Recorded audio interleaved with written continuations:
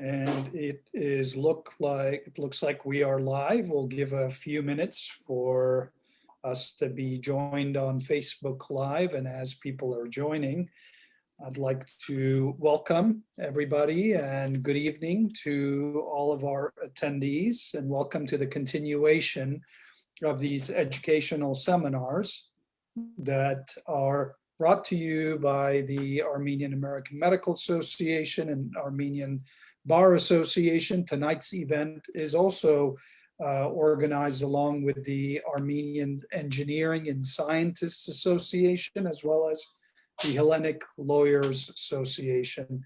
Thank you for the conjoint efforts of all these organizations to bring to our members these very informative and educational sessions. Tonight, this event will be moderated and co-moderated by Alan Harutyunyan. Alan is the chairman of the Young Lawyers Committee of the Armenian Bar Association, and we are very happy to have you on this platform. My name is Viken Sepilian. Some of you may know me.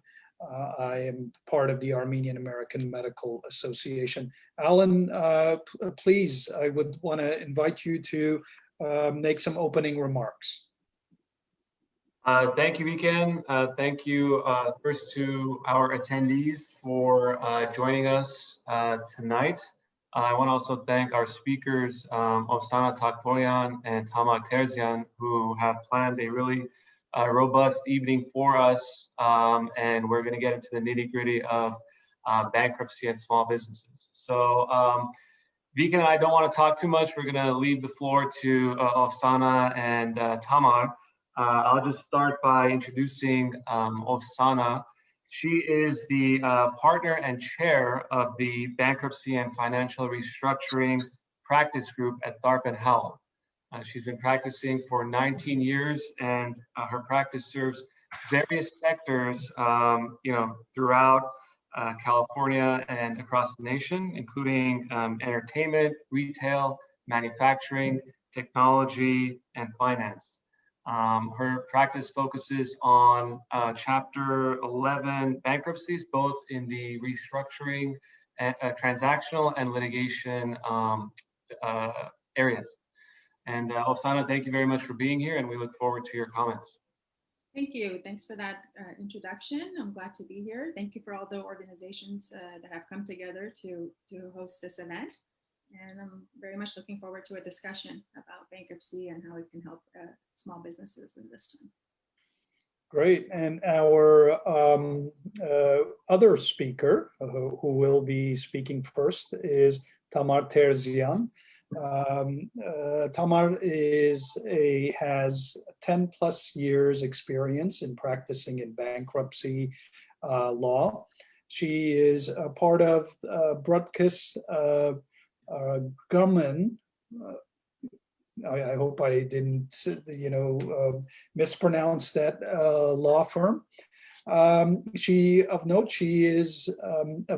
was appointed by the Office of U.S. Trustees as a healthcare ombudsman in numerous healthcare-related bankruptcy cases. And she is the daughter of one of the Armenian American Medical Society's longtime members, Dr. Shake Kuyumjan, who's attending. Hello. And Tamar, thank you for being part of this. And we look forward, Tamar and Oksana, to really hear your perspective and learn what there is to know in bankruptcy for small businesses, which is the theme and for tonight's educational seminar. Tamar, please go ahead. I want to turn this platform to you. Feel free to share slides and take it over. Thank you, Viken, and thank you to the Armenian Bar Association and all the other professional organizations here today. I know we have a diverse group, and I'm looking forward to educating our community about the options under Chapter 11. The reason this even came about was I was asked by the Chief Bankruptcy Judge in the Central District of California, Maureen Tai, to be a part of a task force. And the purpose of the task force is really to educate and provide access to small businesses that need to know about what their options are when they are under financial distress. So Osana and I have represented several companies throughout the years. We've also represented several individuals, and we will discuss that further. But my presentation today will really focus on the small business reorganization and how this could benefit our community of people that are operating small businesses, which sometimes include medical practices and any other restaurant practices or any other groups. The second purpose of this reorganization task force is really to strip any negative stigma of filing bankruptcy. There are options, and Osana and I have used those tools throughout the years to help these small businesses. With that said, I want to show slide number 3, which really focuses on what the likelihood, whether or not a bankruptcy, small business, basically the percentage of small businesses that are in Southern California. 99% of US businesses are small businesses, and 47% employ our workers in the US. So almost 2 out of the 3 businesses will fail by year 10 if they don't seek other options. And Osana could discuss some of those financial distresses that a business could see. If we could go to slide 6, please.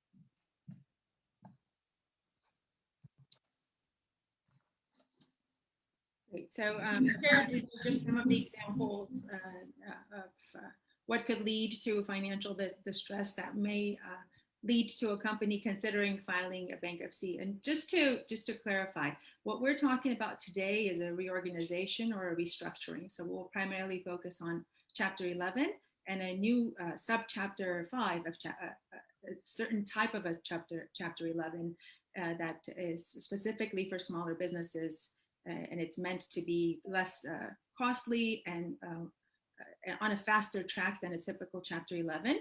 And we will not be talking about a Chapter 7 liquidation, which is what usually people think of when you say bankruptcy. They think, oh, okay, well, we're going to close the business, close the doors and go out of business.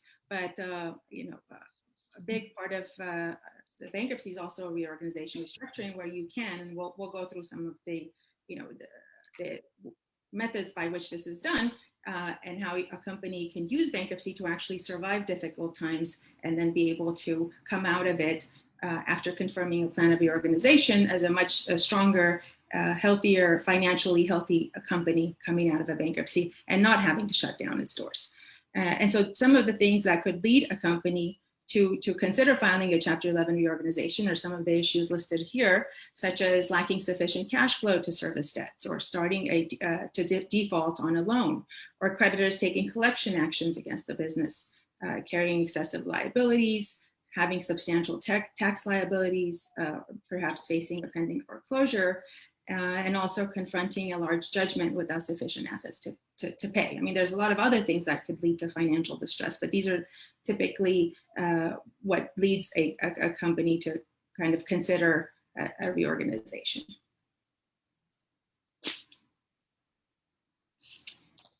And then in terms of options, although we'll be focusing on Chapter 11 reorganization, there are other actions that a company can take that doesn't necessarily want to shut down the doors, but is not in a financially healthy position to just keep going business as usual. So the other options are, there are certain, the court supervised options are bankruptcy, Chapter 11 reorganization, and the subchapter 5 we'll be speaking about as well, or a receivership, which is in state court bankruptcies, bankruptcy courts or federal courts, different courts, and a completely different set of laws and rules apply.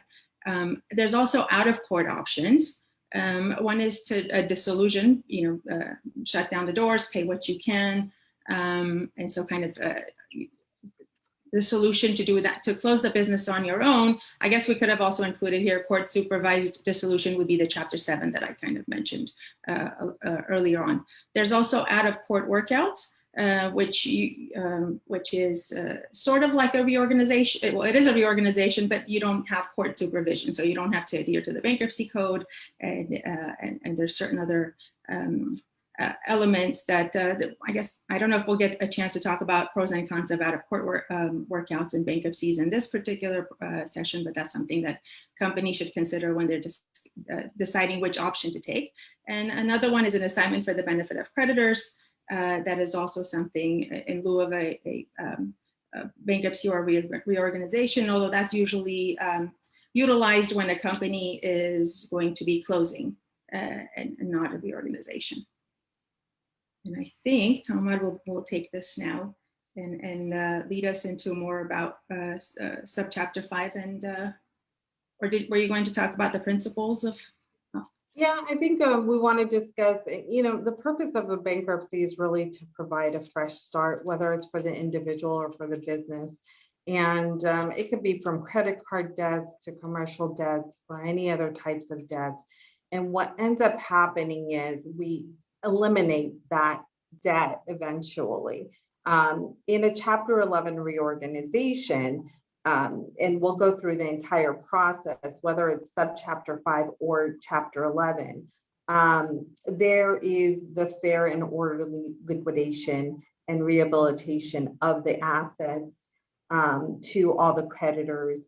And again, I'll go into more detail about what a creditor's remedies are when a company files bankruptcy, such as filing a proof of claim. And there are secured creditors, unsecured creditors. So there's a lot of detail that goes into planning these bankruptcies. And I wanted to also state when Oksana touched on court supervised, what is nice is there is a bankruptcy court overlooking these bankruptcy cases and making sure that there is an orderly and fair liquidation of the assets, making sure that the debtor has disclosed all their assets. So there are benefits of the court supervision, and that's why our presentation will mostly touch upon the Chapter 11 and subchapter 5 reorganization. If we could please have the Small Business Reorganization Act was enacted really in 2019. What it did was it created a new type of Chapter 11, which is called now subchapter 5. And that is something that Oksana and I keep referring to. And I understand that we don't have a lot of bankruptcy attorneys out there, but subchapter 5 is really intended for small businesses to go through the Chapter 11 process more quickly and smoothly. Why is it quicker and smoother in subchapter 5? Because it's a shorter period of time. If for example, I've handled a Chapter 11 bankruptcy case that could span over 2 years, 3 years. Well, a small business is not going to want to incur that liability of attorney fees or other effects of being in a bankruptcy case. But what it does is with this new subchapter 5 and under the new act, it helps these small businesses basically quickly within 3 months discharge whatever liabilities, renegotiate leases, and other benefits that we will go through during this presentation. And to qualify as a subchapter 5, I think it's important to note that it can be an individual. For example, I've represented an architect. He had to file Chapter 11 bankruptcy because he owned a lot of assets. And there are debt limits. Temporarily, for example, the debt ceiling is 3 million. So, and that was increased because of COVID to 7.5 million. That is set to expire March 27, but I just spoke to one of the bankruptcy judges that spoke to a senator, and he said to me that that is going to be extended for another year. And these are the issues that qualify a person or a company to be deemed to elect a subchapter 5 when filing bankruptcy. And the point 3 also is 50% or more of the debt must be arising from the commercial or business activity. What a lot of people don't know is sometimes as an individual, you could have tax liabilities that exceed $1 million. Well, I ended up putting an individual, and we discharged all his liabilities of, of over $1 million of taxes. And that qualifies as a business sometimes, as a business activity. So I think, Oksana, did you want to discuss some of the benefits of subchapter 5?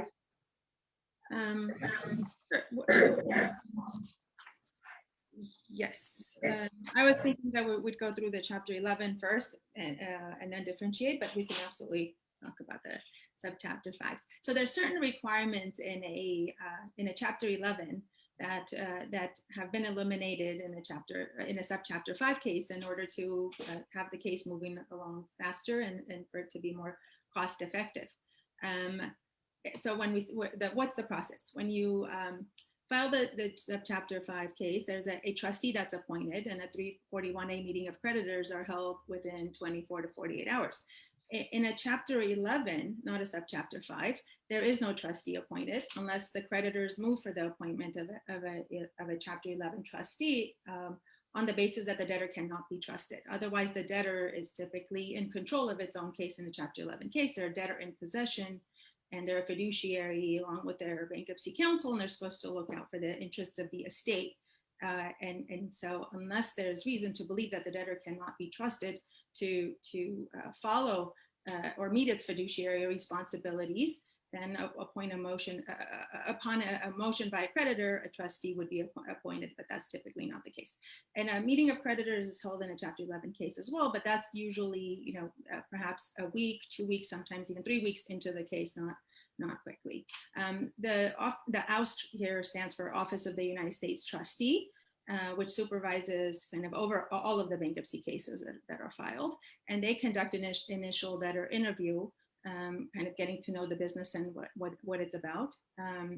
The same requirement or condition is also part of the chapter 11, regular chapter 11 case. There's a 341A meeting of creditors that was mentioned that is held, the trustees appointed within 24 to 48 hours, and the meeting is actually held 21 days after the filing of the case. And that's where creditors can come and ask the debtor questions about assets and liabilities and what the debtor intends to do to reorganize and restructure. And then the court holds a status conference, that's not later than 60 days after the case is filed. In a chapter 11 case, that could be later. 14 days before the status conference, the debtor has to file a status report regarding efforts towards the consensual plan, kind of giving an update for the bankruptcy judge as to what's going on and what the plan is. And then the debtor has to file a plan no later than 90 days after the petition date, although that date can be extended with permission of the court and if none of the creditors object. So this is kind of the steps for the subchapter 5, which is an expedited process than an ordinary chapter 11. The highlights of a subchapter 5, there's no creditors committee unless the court orders. A creditors committee in a chapter 11 case, the 20 largest unsecured creditors will get a notice from the Office of the U.S. Trustee asking whether or not they would be interested in serving in on a creditors committee. And if they have typically 3 or more creditors who are interested, the Office of the U.S. Trustee will form a committee. The committee will go out and retain its own bankruptcy counsel, and the debtor is the one that's paying for the committee's bankruptcy counsel. So that is a significant expense in a Chapter 11 case that's eliminated in the Subchapter 5 case. And the reason that that's eliminated is because we have a Subchapter 5 trustee who's kind of playing the same role that you would normally see a Creditors Committee play in a regular Chapter 11. There is no disclosure statement. That's a document that gets filed with the plan that kind of explains what the plan is. Usually that's very time consuming for the attorneys to prepare. There's a lot of information and data that go there. There's a separate hearing that requires approval of the disclosure statement. So with cutting out this requirement for disclosure statement, you're cutting out a lot of fees and time. Administrative expenses may be paid over time through a Subchapter 5 plan. So let's say, at the end of the case, you owe your attorney, $40,000. You can pay that in the course of a 3 or 5 year plan, whatever your subchapter, however long your Subchapter 5 plan is. In a Chapter 11 case, on the other hand, if you cannot pay your attorney's fees when you get that plan confirmed, then you could be considered administratively insolvent, in which case your case may be dismissed or converted to a Chapter 7, unless you come to some sort of an agreement with your attorney. But by law, you're required to make that, make all of the administrative expenses. You're supposed to pay it at the time of confirmation. Debtors do not pay quarterly fees to the Office of the U.S. Trustee. This is another expense of a Chapter 11 case. The quarterly fees are a percentage of disbursements that the business makes on a quarterly basis. That's reported on monthly operating reports. And it could be quite significant if you're doing a lot of, a large volume of business. A lot of money comes in and goes out of your debtor in possession account. So getting rid of this requirement also makes it a Subchapter 5 very affordable. It also saves time because you get to confirmation quicker, and there's a lot of other requirements along the way that are cut out. Sorry if I went into greater detail than I was meant to.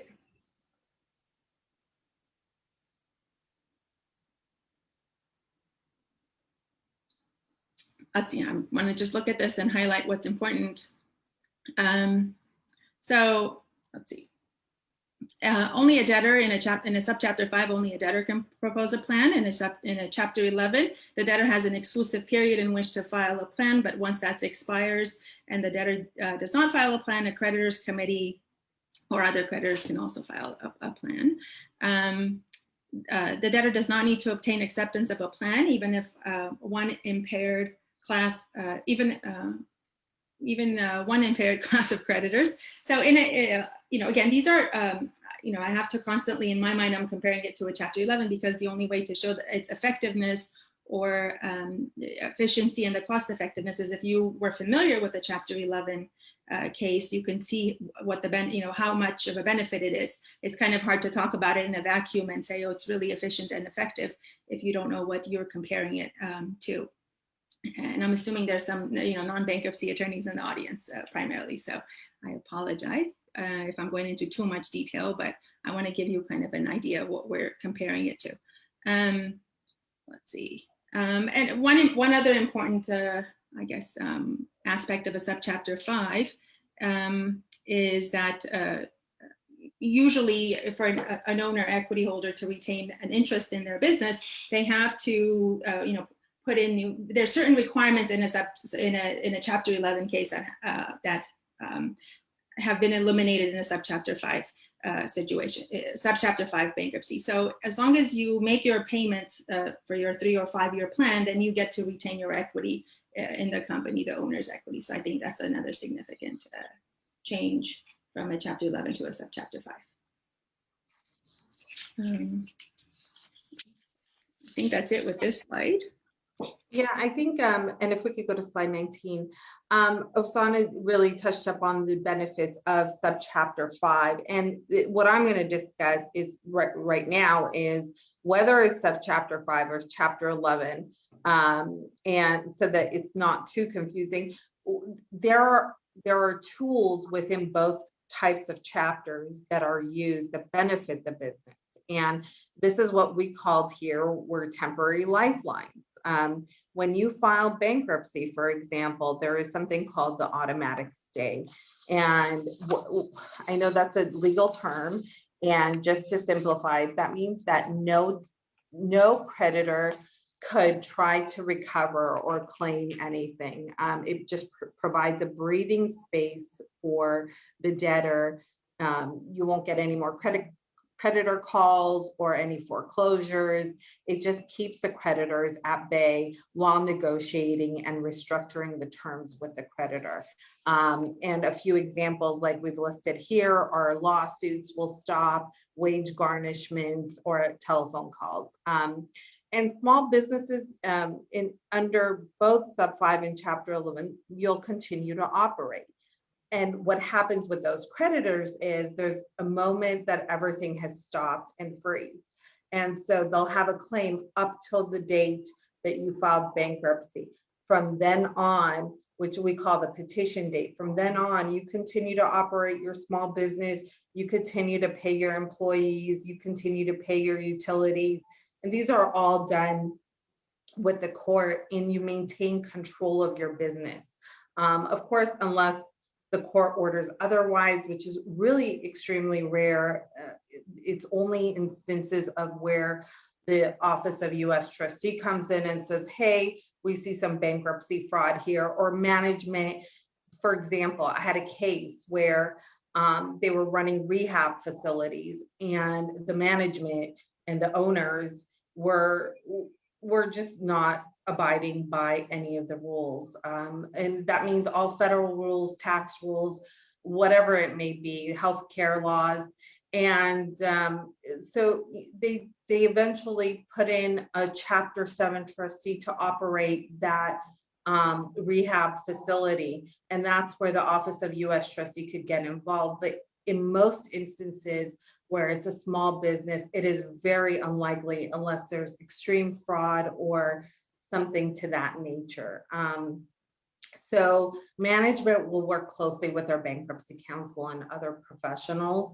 Like Osana mentioned, there could be creditors, a creditor who's represented by an attorney who's aggressive. What happens is you start working with them to reduce the liabilities and basically give the company an opportunity to have that fresh start. And that's what the whole benefit of filing bankruptcy for small businesses is. Sometimes you get that benefit of just having time. If we go to the next slide, I'll explain that, a bankruptcy filing, it defers the time to make certain payments to your creditors. But what I have found is, some creditors also just want to get paid immediately. So they're probably willing to take less than what their claim is. And I have represented creditors, so I don't want to just say that blatantly. But, they don't want to be involved in a bankruptcy case that's going to take 2 years for them to get paid. Financing is another option under Chapter 11. You could borrow money while you're in bankruptcy. And of course, again, we would have to seek a court order, but it allows the debtor to continue to operate. Again, also another benefit will be to cure any defaults. If you have defaulted on your mortgage, your taxes, or any other creditor obligations, then we could go ahead and negotiate interest rates or negotiate taxes or any other obligations so that we could cure it along the way. And we reevaluate your contract. So let's say you have unexpired leases, whether it's your landlord or anything of that nature, then we could reevaluate those contracts to see if they're favorable for your business. And the next slide also continues. I mean, there are so many benefits, and I'm just kind of highlighting them right now, but all of these can be done and are tools used to help the business survive.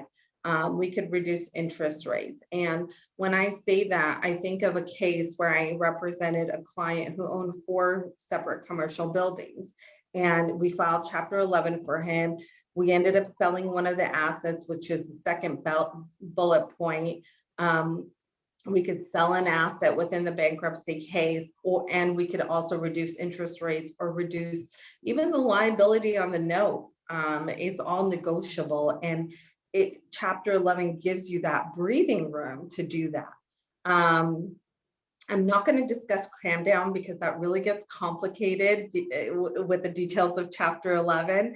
But the last point I will say is the discharge. It's almost like, you know, your debt is completely discharged. Now, businesses, if you close and shut down and file Chapter 7, you don't get a discharge.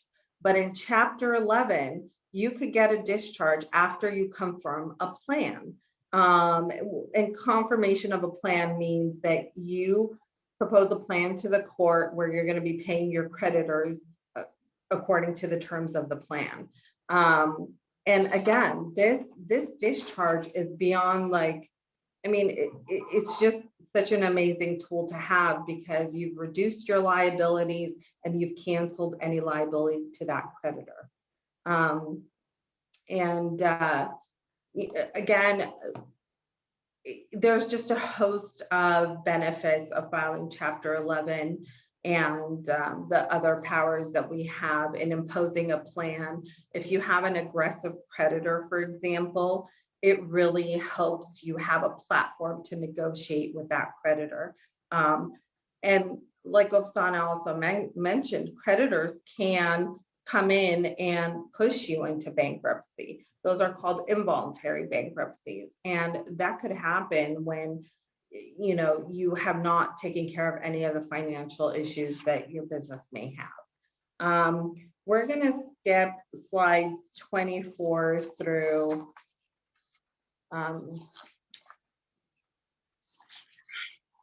again, this next slide, 25, is really the life of the Chapter 11 reorganization. And I don't want to go into too much detail because this is a lot of legal issues. But what happens is you file the bankruptcy, and what are called first day motions, we seek from the court to continue to pay your employees, to pay, you know, your, and use the cash that's coming in from the business, which is the cash collateral motion, and also continue to have the management system that you have in place. Again, there may be an appointment of a creditors committee, which has been eliminated in small business cases. And then what we do is we make disclosures, and then we establish a claims deadline. And that claims deadline is the deadline where any creditor must file their proof of claim. The proof of claim will lay out what the creditor is entitled to, whether they're secured or unsecured. And accordingly, the bankruptcy attorney will propose a plan of reorganization or liquidation. You could use Chapter 11 to liquidate your assets as well. So accordingly, we will propose and confirm a plan to reorganize. And that is the life of a Chapter 11 plan. Oksana, did you want to discuss some of the cases that you've had that you've helped reorganize debtor? Well, actually, I'm not sure if we made this announcement, but I think we should, you know, if any of the attendees have any questions about what we've discussed, whether it's Chapter 11, Subchapter 5, you know, any other alternatives to bankruptcies we've mentioned, if you want to post questions, then we'll be able to get to them. So we kind of wanted to leave some time at the end of the program to get to questions. So please feel free to submit questions if you'd like. But in terms of you know, my experiences, I've been doing this for almost 20 years, and I've represented debtors, I've represented secured and unsecured creditors, trustees, you know, unsecured creditors committees, and across a wide range of industries. And so to me, this subchapter 5 option is a very exciting one, and I think it's about time that this was made available to small bankruptcies, because a lot of times I had to tell clients who came who didn't want to shut down the business and wanted to keep their business open, but they just simply could not afford it. So after we discussed the business, their particular business, their cash flow, how it operates, it was clear that we were not going to be able to propose a feasible Chapter 11 plan, take into consideration all of the administrative expenses and all of the costs and fees associated with the Chapter 11. At the end of the day, they weren't going to be able to confirm. So this, subchapter 5 really gives an opportunity for smaller businesses who previously could not afford a Chapter 11 and had no other choice but to file a Chapter 7 and liquidate. It would give them an opportunity. So I think it was the passage of this act really was not. It was not as a result of the pandemic. It just came into effect the same time that this pandemic hit. So I think it was very timely. The CARES Act, as Tamar mentioned, increased the threshold or the ceiling of the debt, which would make companies, you have to qualify to file the subchapter 5. So if you had too much debt, you had to go the regular Chapter 11 route, and that debt ceiling is 2.7 million approximately, and because of the CARES Act, it was 7.5 now.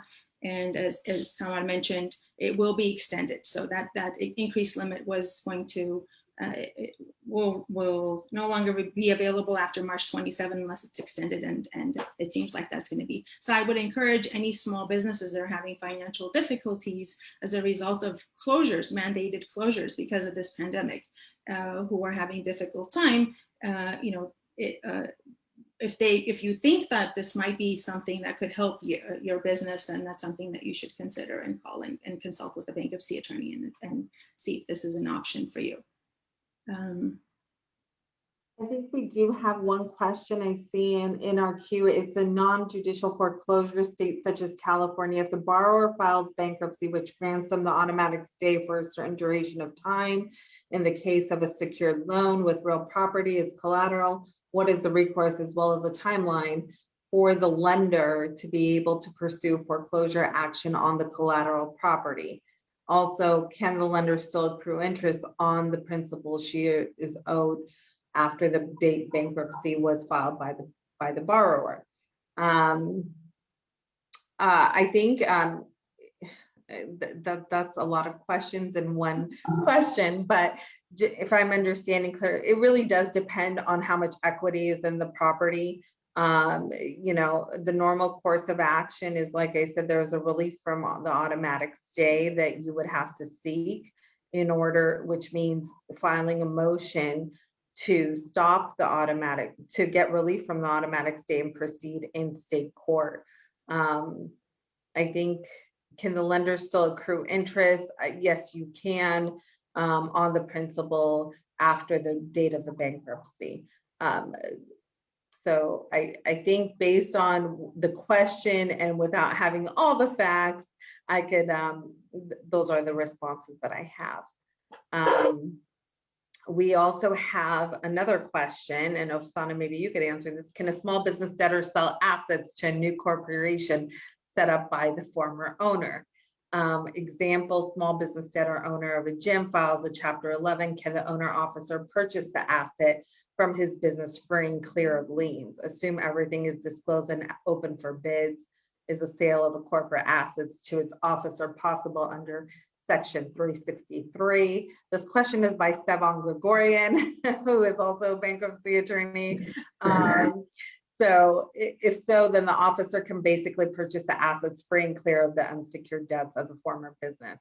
That's a really great question. Oksana, did you want to answer that? I think the key in this is about full disclosures, right? And a sale can happen under a Chapter 11 or a Chapter 7. And a Chapter 7, it would be by a liquidating trustee. I'm sorry, the Chapter 7 trustee who would be liquidating. In the Chapter 11, the debtor in possession is in control. So if it's an insider that's purchasing its own business and is doing it through a different vehicle, it would be much, I would say in a Chapter 7 liquidation, it would be easier because there's a trustee and there's the transparency, and the trustee will make sure that all of the disclosures are being done. In a Chapter 11, I mean, the key is to make sure that it's an arm's length transaction and you're marketing it. And as long as there's no one else that comes to and wants to pay more than you're willing to pay, as long as it's a fair process and it's an open process, you know, and it's really hard to say without having the the specifics of the case. Generally, I would say in a Chapter 7, it might be easier to purchase the assets from a Chapter 7. There are certain hurdles that you have to go through if it's the exact same owner in a Chapter 11. So there are certain ways to be able that you can do this through the use of the bankruptcy, but it would be very case specific.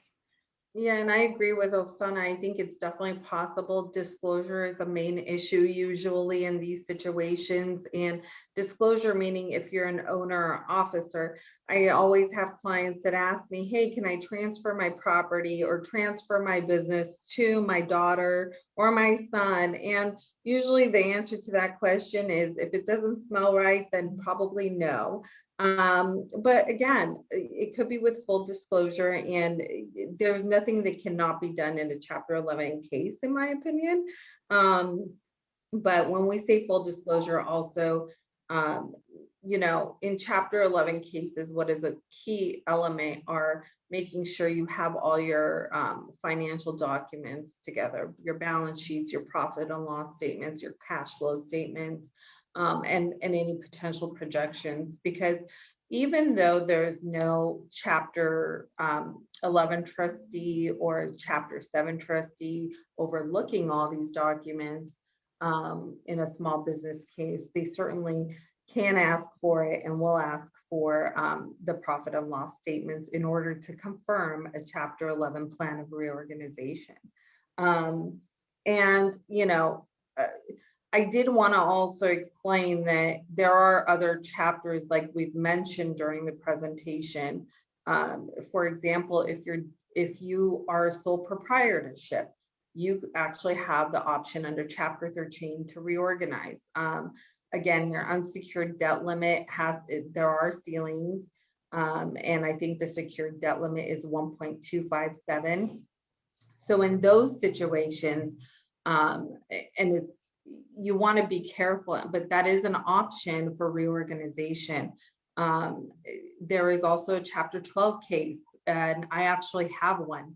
I have a case right now where the Chapter 12 trustee is operating a family-owned farm, and they grow cabbage and other vegetables, and we're reorganizing that debtor.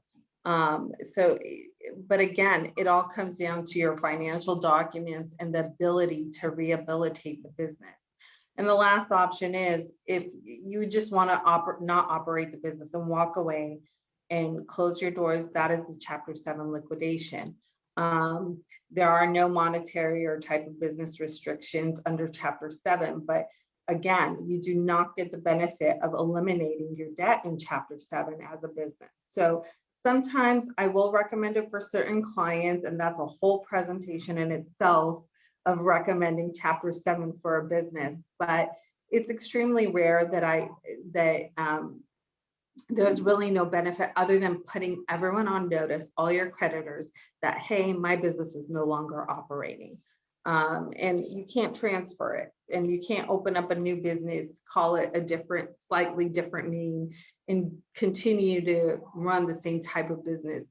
I've had clients who have tried to do that, and the Chapter 7 trustee comes in and will start trying to operate the business. So, so you have to be very careful.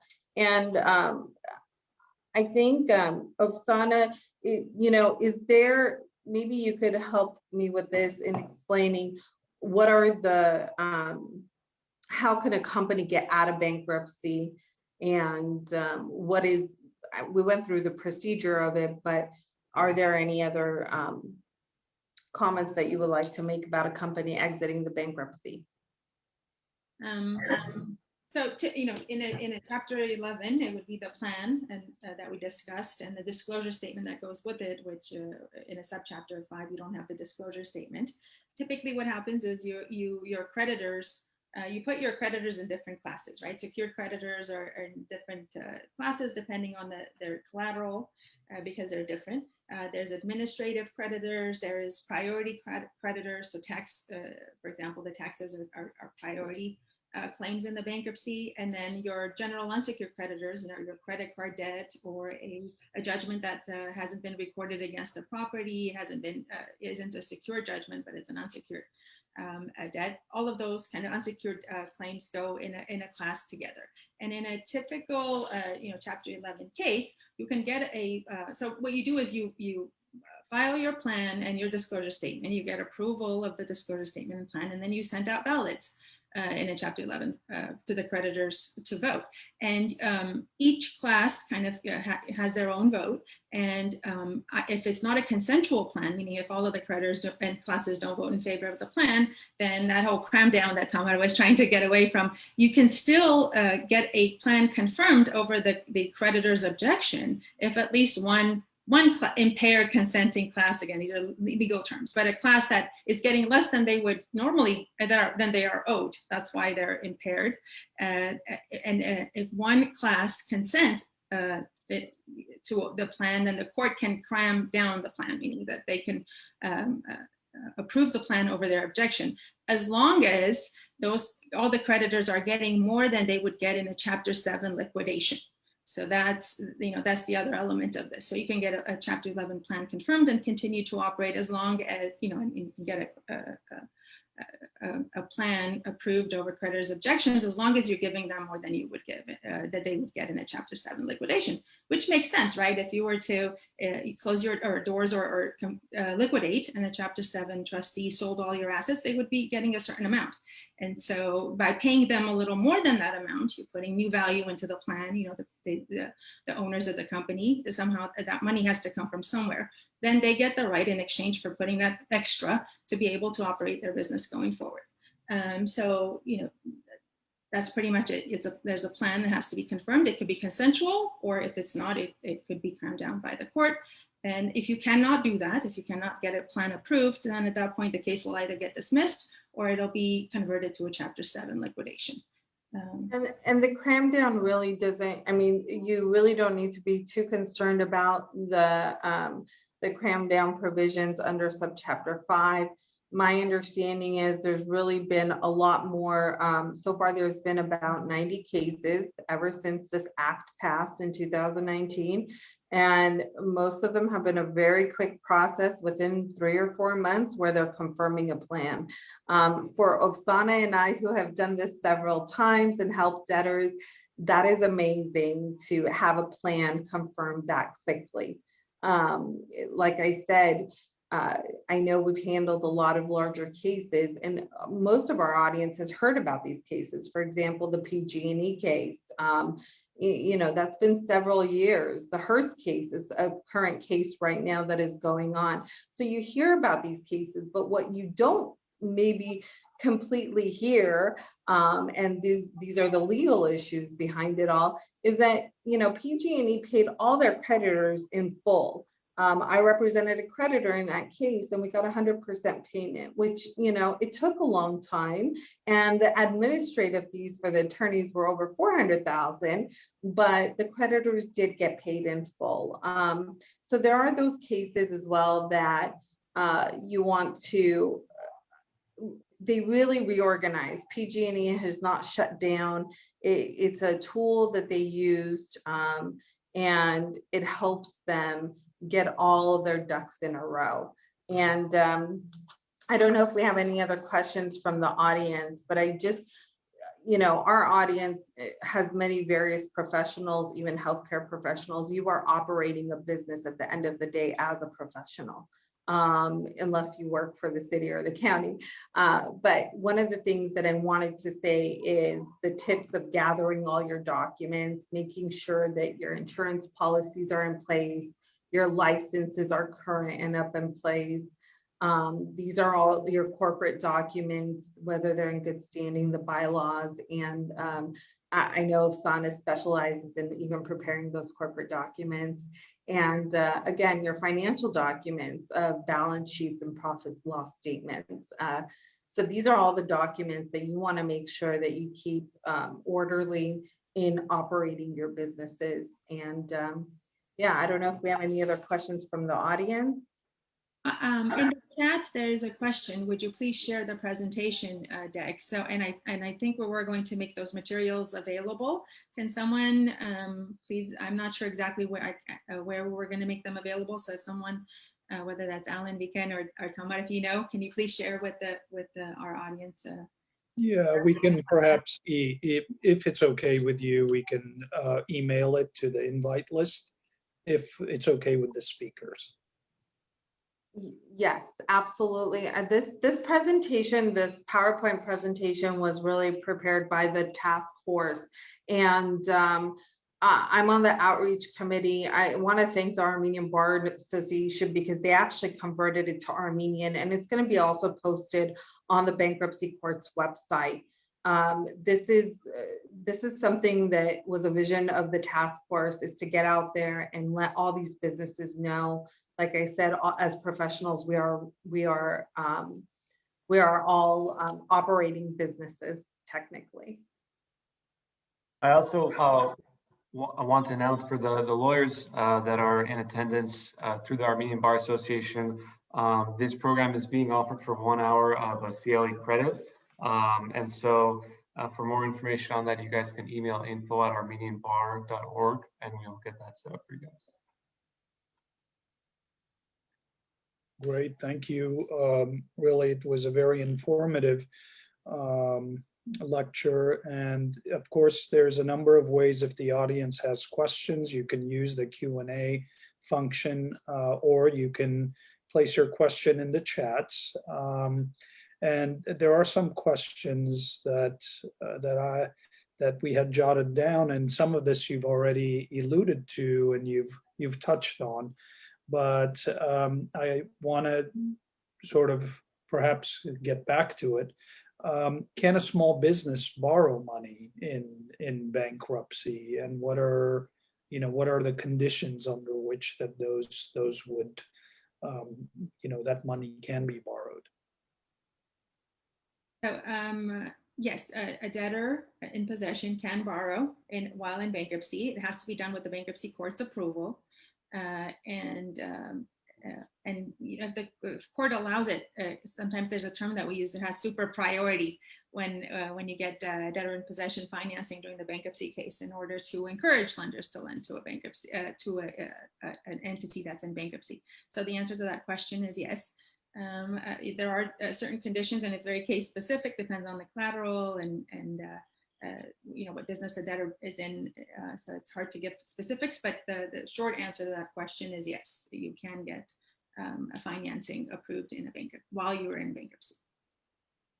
And are there conditions to the way that money can be spent, or how that money should be spent? So, typically what happens is for the running of the business or for the funding of the plan. So while you're in the bankruptcy, those are the two primary purposes that the court would let you borrow it, is in order for you to continue to pay your streamlined operations, because you've cut down on a lot of the debt and restructured your agreements and contracts. And you have to show that you're going to be able to pay it back along with whatever other commitments you were required to pay back under the plan. So as long as you can show that it's feasible, that there's a lot of projections and that are done in order to be able to confirm the plan, to be able to convince the court and your creditors that, look, I intend to pay, because the plan could be paying creditors over time. So you have to show that that what you're projecting is actually something that you're going to be able to realize. And oftentimes you kind of look, because you are in a case, sometimes for 2-3 years. So, and you're filing monthly operating reports to the bankruptcy court, and it's available to all the creditors. So your creditors and the court can see what your cash flow is on a monthly basis. So when you make these projections, you're kind of basing it on how you've performed during the bankruptcy or reorganization process. And as long as you can pay it back and you can demonstrate that, then yeah, you'd be able to get that financing. Great, thank you.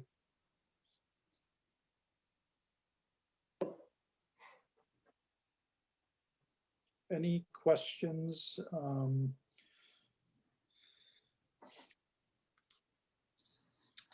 And in terms of, again, these may be some of the items that we hit on during the presentation.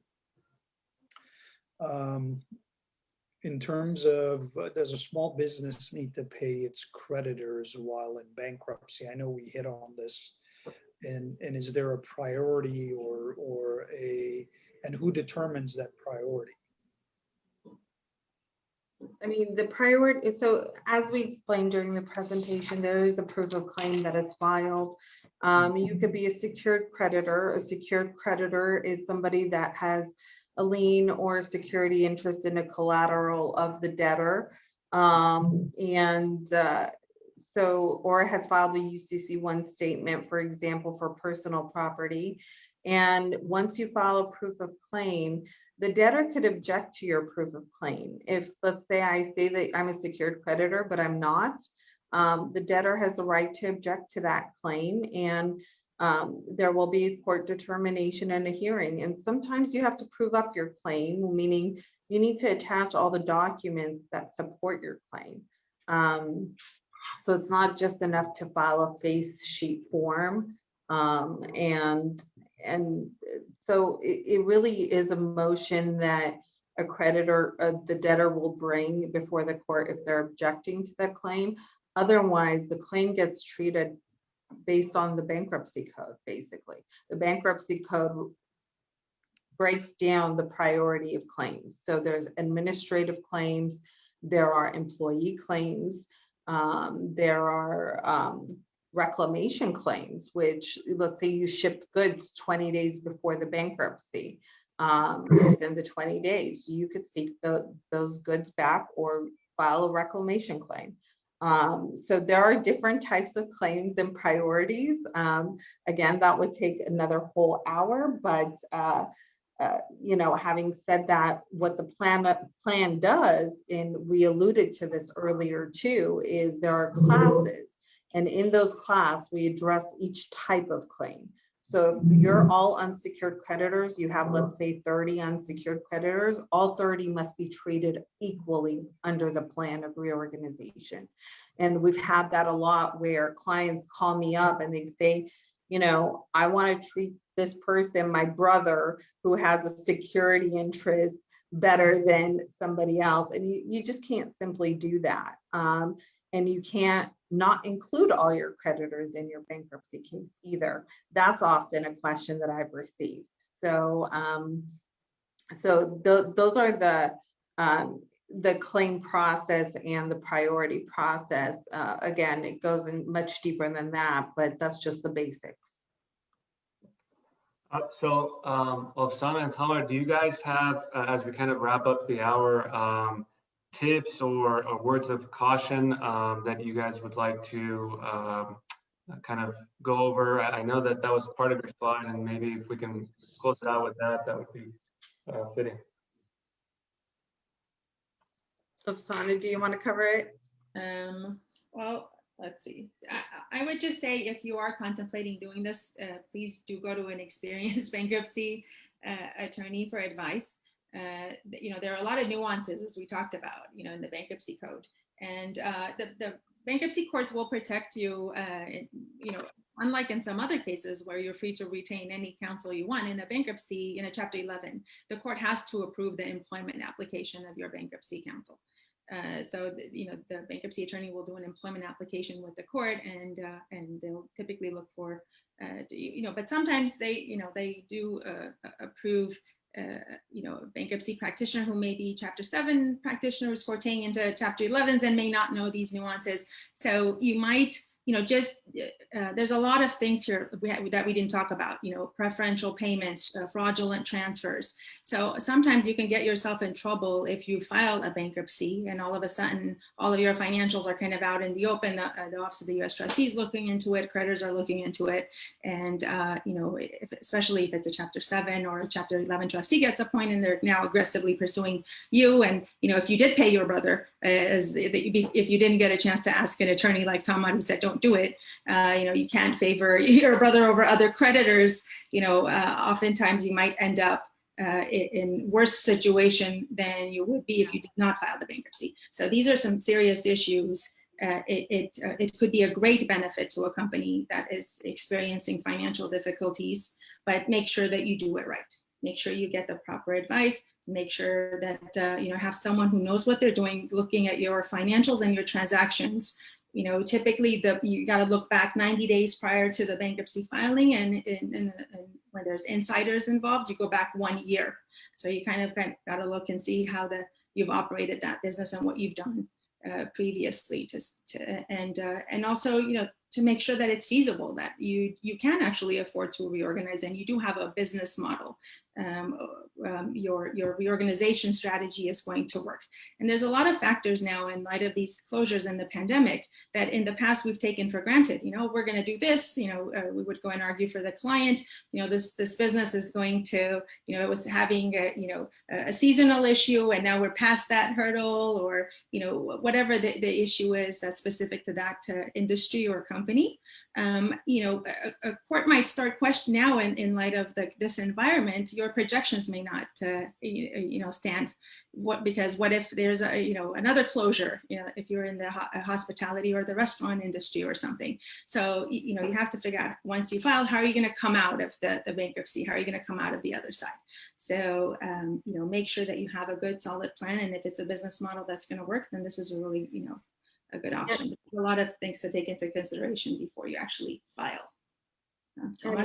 We have a great question, actually, and Oksana and I anticipated a question like this. Can a business obtain a PPP loan while in bankruptcy? Can the business then subsequently discharge that PPP loan?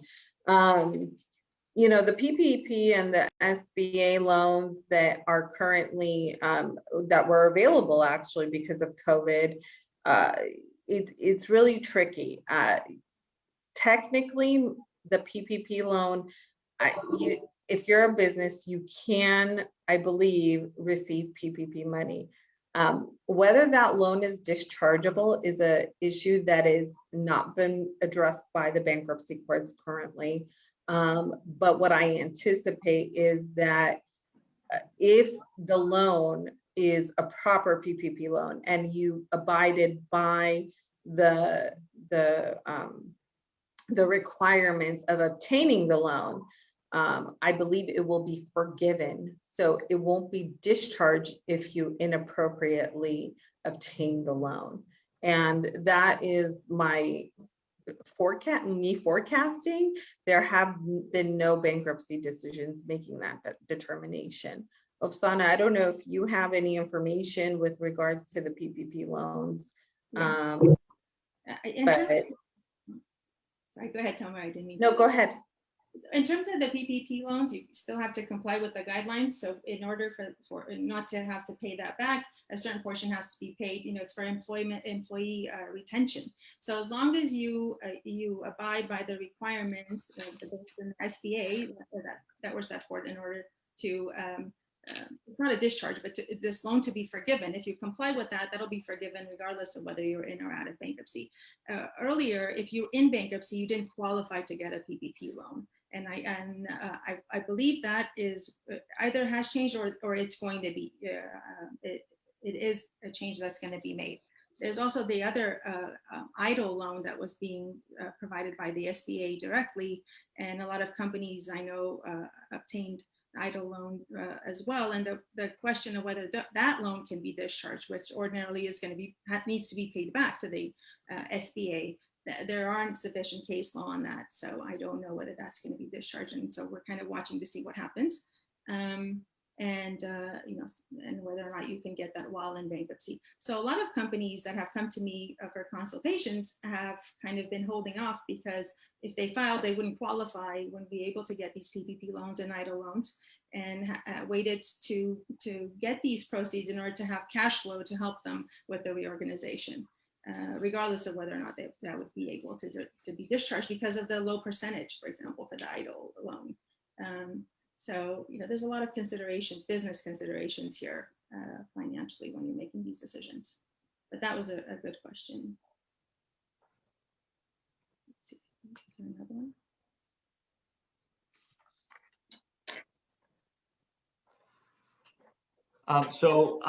Another one came to mind that we were kind of also covered, but as far as getting out of bankruptcy, and I think you guys discussed the differences between the Chapter 11 and then the Subchapter 5. What would be the biggest benefit of the Subchapter 5? Cost and time. Now, that's a big factor. I've had clients who actually needed to be in a bankruptcy longer. So they chose to go with the Chapter 11, even though a Subchapter 5 would be cheaper and faster, but that's because they wanted to be under the protection of the bankruptcy court for a longer period of time. So there are different considerations, but a Subchapter 5 is cheaper and faster overall. That's generalizing, but that would be the primary reasons you would go with the Subchapter 5. Tamar, is there anything you want to add to that? I think one of the main things is that Ofsana and I have seen is sometimes you represent individuals and small businesses and I'm going to say this for the medical association members.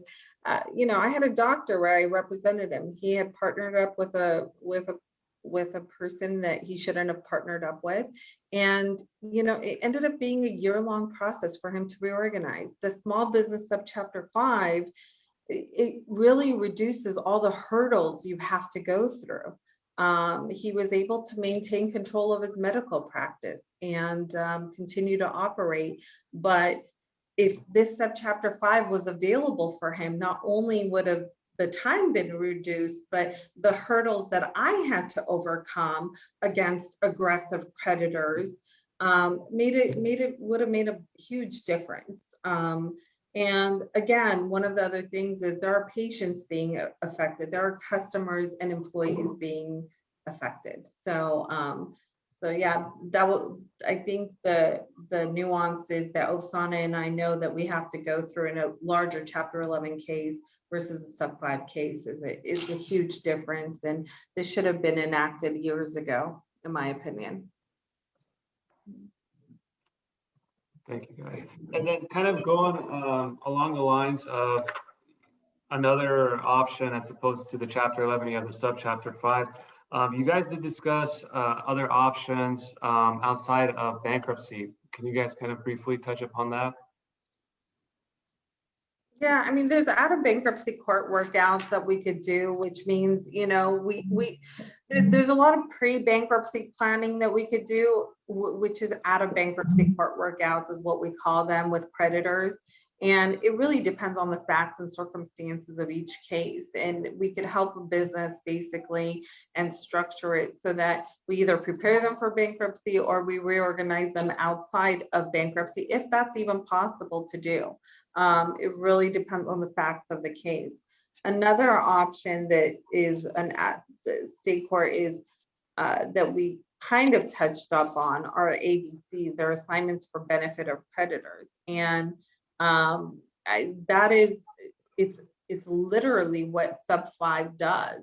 And what it does is you put all your assets in one place and there's an administrator in state court that administers it to all your creditors.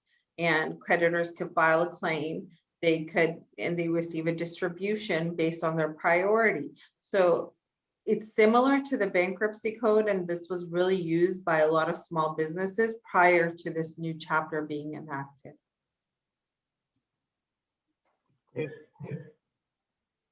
Great, Well, thank you. go ahead again.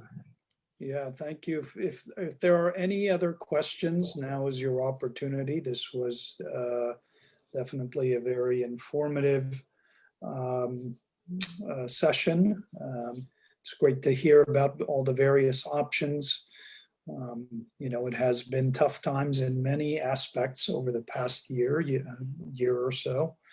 And it's always good to have, this freshest perspective on a topic that is often tough, but nevertheless doesn't have to be with the right approach. Alan, I'll let you have, please go ahead and have the closing remarks, please. Just want to say thank you to both of the speakers and Alan for, being such a great co-moderator, and thank you for all the organizing bodies that participating in bringing this session to our members. Thank you, Viken, for co-moderating, and Osana and Toma, you guys did a great job. Very insightful. The PowerPoint presentation, I don't think we mentioned this, but is also available on the Armenian Bar Association's website, armenianbar.org, in both English and Armenian. And I believe it's also posted, Toma, on the Bankruptcy Trustees website, is that correct? Bankruptcy Court's website. The court's website, yeah. It will be, yes. Okay, yeah, so for the attendees, you can access it on at least 2 different websites, and of course, you can reach out to either or all of the organizations that help put this together, and we can get you that information, no problem. So thank you again to all the attendees and the organizations that work together to make this happen. We appreciate you guys taking the time out of our virtual lives now to come together, and we'll see you guys on the next one. Thank you very much. Thank you, and thank you to both our moderators. Thank you both. Thank you very much. Thank you.